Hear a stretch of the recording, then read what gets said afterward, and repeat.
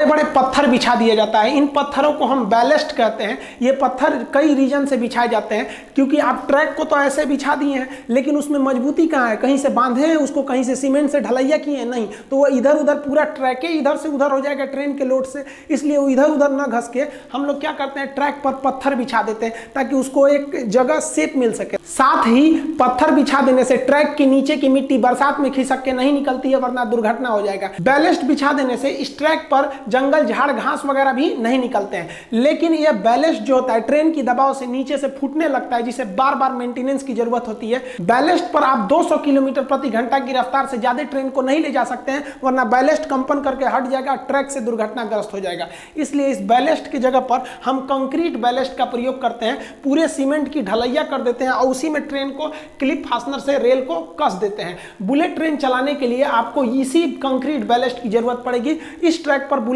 Train ले ही नहीं जा सकते हैं। इस इमेज में देखेंगे तो बुलेट ट्रेन के आगे तो जो ट्रैक है उस पर तो बैलेस्ट पत्थर फेंका हुआ है। आप कहेंगे कि हम झूठ बोल रहे थे। देखिए, जब बुलेट ट्रेन स्टेशन पर खड़ी रहती है तो वहां पर बैलेस्ट बिछा सकते हैं, क्योंकि स्टेशन के पास स्पीड ज्यादा नहीं होती है या डिपो में स्पीड ज्यादा नहीं होती है। लेकिन आगे के लिए आपको इसे कंक्रीट देना ही पड़ेगा।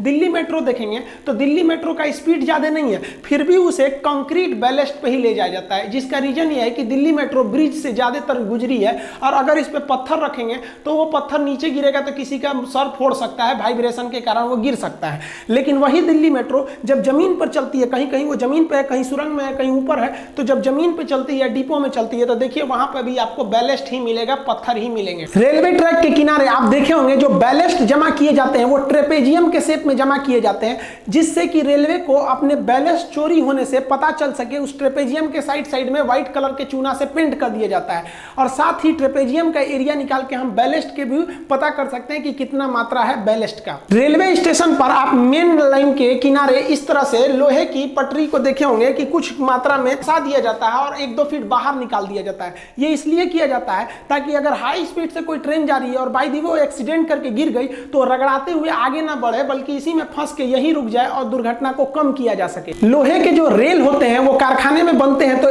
10-20 किलोमीटर लंबे नहीं बनते, वो सेक्शन टुकड़े में बनते हैं। उन्हें हम वेल्डिंग करके जोड़ देते हैं। पहले थर्मल वेल्डिंग से इसे जोड़ा जाता था। फिजिक्स के चैप्टर वेल्डिंग में हम आपको पढ़ा देंगे कि कितने तरह की वेल्डिंग होती है।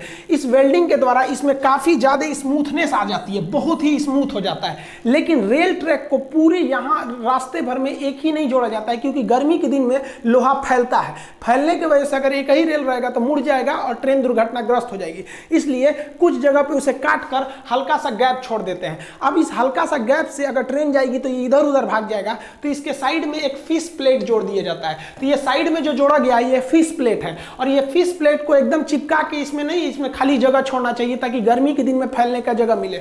देखिए ठंडी के दिन में सिकुड़ गया, गर्मी के दिन में देखिए एकदम चिपक गया है। यहाँ भी ये साइड में फिश प्लेट लगा हुआ है। तो जो